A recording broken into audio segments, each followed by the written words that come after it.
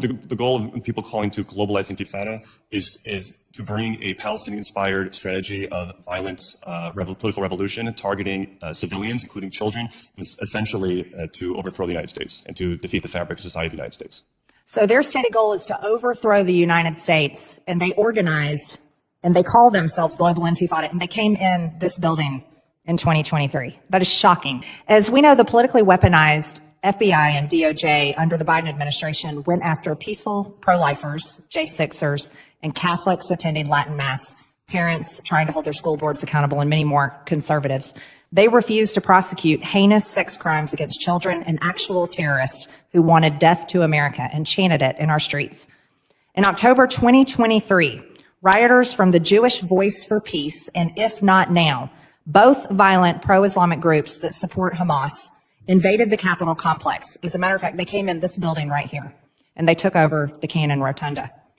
Their actions, they completely shut down the elevators, the stairwells, the hallways. They blocked exits, and the police officers were assaulted. And they took over and stopped hearings, and they stopped Congress. Same way January 6th did, although they were not prosecuted and they were not held accountable the same way protesters on January 6th were.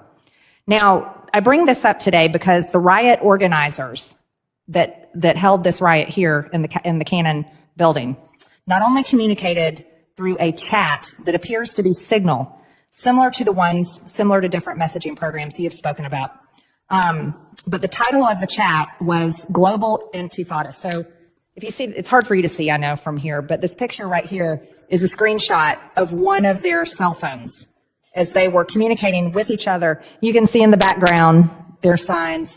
It was taken over in the Cannon Rotunda, but right here it says Global Intifada. They were an organized group, and they had organized this pro-Hamas, pro-terrorist riot here in the Cannon building.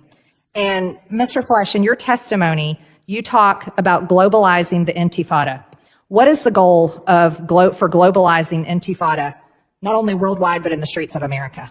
Yes, ma'am. Well, the goal of people calling to globalize Intifada is to bring a Palestinian-inspired strategy of violence, political revolution, targeting civilians, including children, essentially to overthrow the United States and to defeat the fabric of society of the United States. So their stated goal is to overthrow the United States, and they organized, and they call themselves Global Intifada, and they came in this building in 2023. That is shocking. If you look at the names of the members in the group chat, you'll find the lead attorney for the Southern Poverty Law Center, the SPLC, Katrina Bleckley. Right here, Katrina Bleckley is part of the Global Intifada, lead attorney for the Southern Poverty Law Center. This is the same law center that provided nearly 40 pages of testimony to the same January 6th committee that was prosecuting people for protesting the 2020 election. This is also the same law center that was cited in the FBI memo that labeled traditional Catholics as radical extremists. This is the same law center, which has nearly $770 million in assets, by the way, and was given over $8,000 by the Department of State in 2021 for speaking engagements with Leisha Brooks. So we're here talking about online radicalization, but we're also, through this right here is proof for every single American that this radicalization that's happening online is radicalization that has happened right here in our government that stopped Congress. I would also like to highlight the threat of online radicalization and how the threat within our own homeland has been exacerbated by more than 12 million illegals the Democrats allowed to pour into our communities under Biden, with 2 million of them being known gotaways who we have no clue where they are from, where they are now, and what their motives are inside our homeland. Dr. Gartenstein-Ross, can you briefly outline, I know I'm out of time here, the key methods foreign terrorist groups use to radicalize individuals online to not only join their ranks, but carry out attacks? Thank you, Mr. Chairman.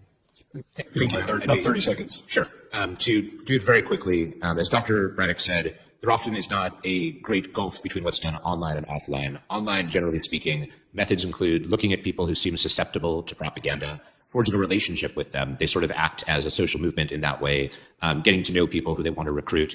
And I've written about what's called the virtual plotter model that was that ISIS used a lot, and I believe still does in a number of different ways, which uses encryption, often to be with attackers right up until the moment that they attack. Thank you.